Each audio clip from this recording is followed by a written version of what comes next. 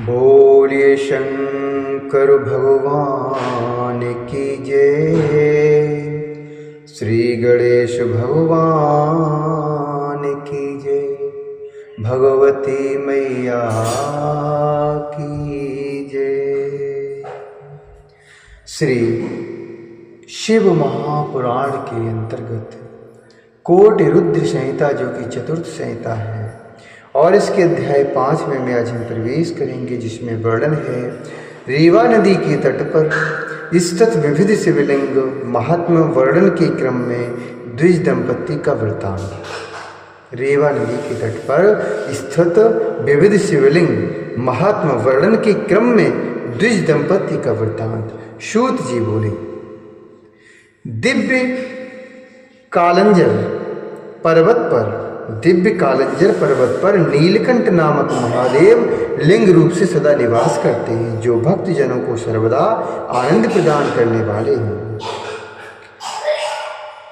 कालंजरे गिरो दिव्ये,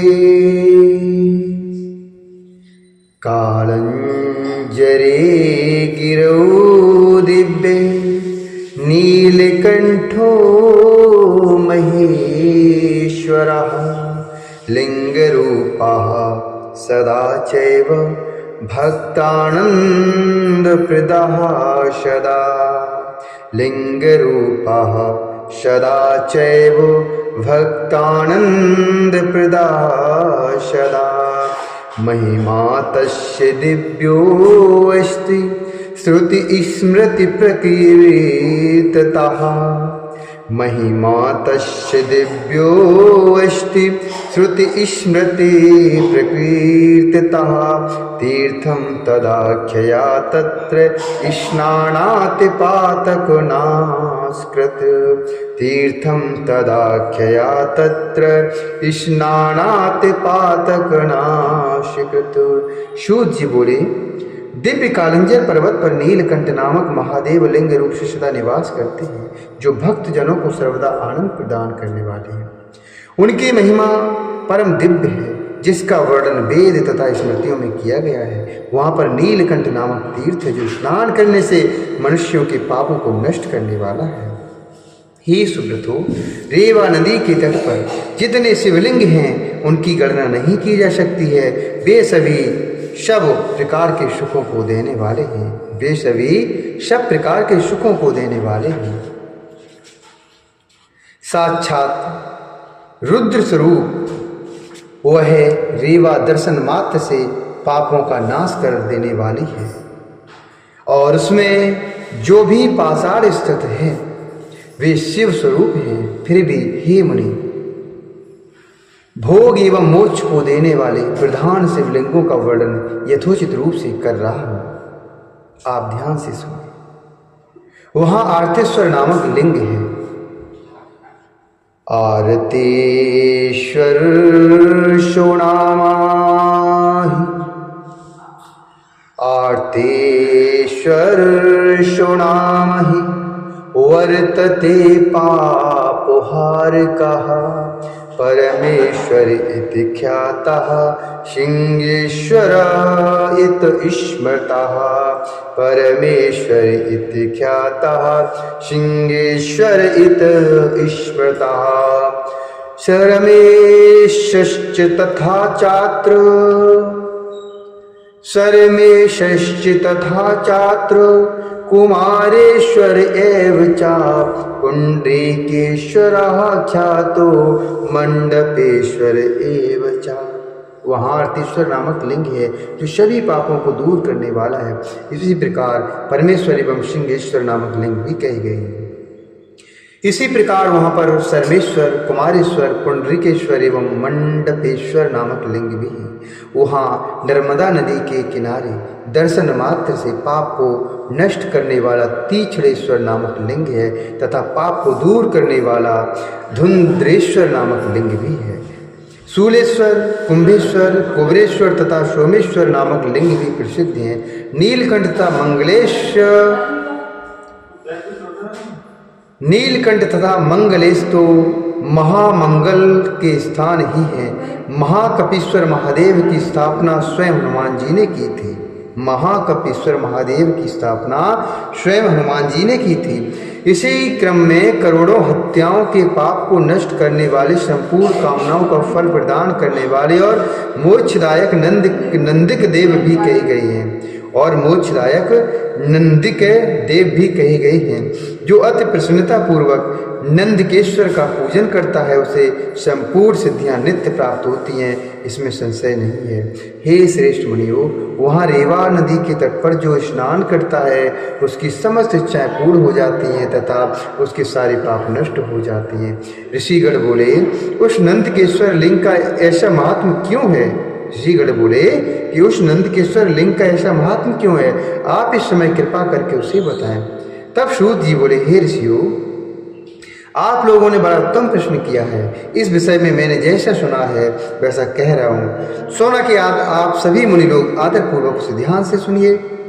पूर्व समय में युधिष्ठिर के प्रश्न करने पर ऋषिवर व्यास जी ने जैसा कहा था वही बात मैं आप लोगों के स्नेह के कारण कह रहा हूँ। रेवा अर्थात नर्मदा नदी के पश्चिमी तट पर कर्णकी नामक एक नगरी विराजमान है। कर्णकी नामक एक नगरी विराजमान है जो संपूर्ण शोभा से युक्त है और चारों वर्णों से भरी पड़ी है। वहीं उतथ्य के कुल में उत्पन्न कोई श्रेष्ठ ब्राह्मण रहता था। वह अपनी पत्नी को अपने 2 पुत्रों को सौंपकर काशी चला गया। वह विप्र वहीं पर मर गया।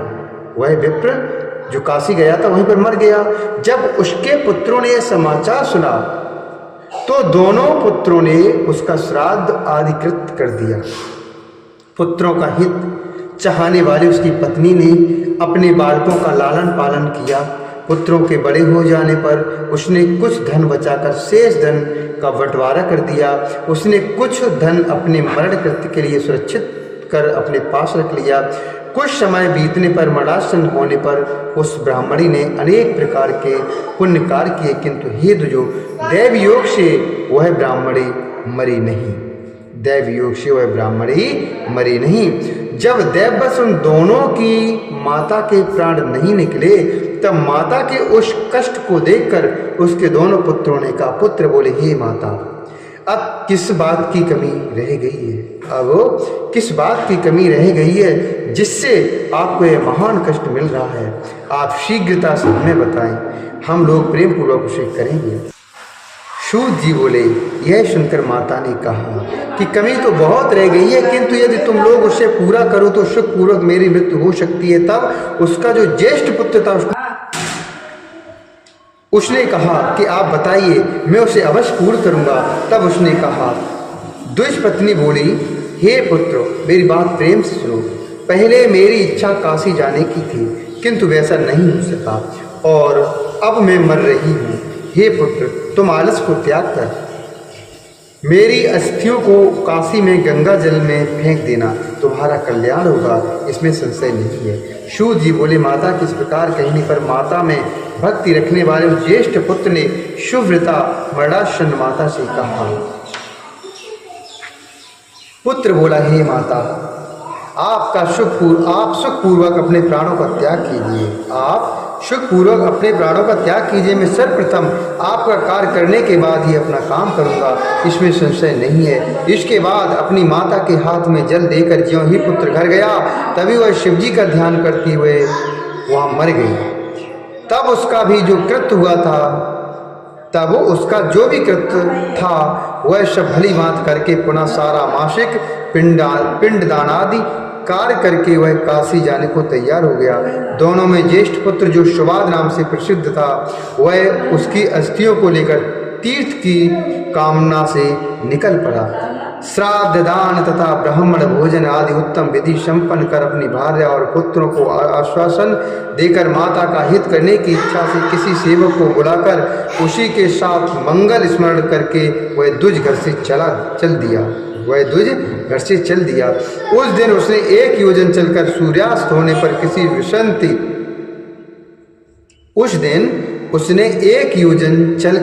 सूर्यास्त होने पर किसी विंशति नामक शुभ ग्राम में किसी ब्राह्मण के घर में निवास किया।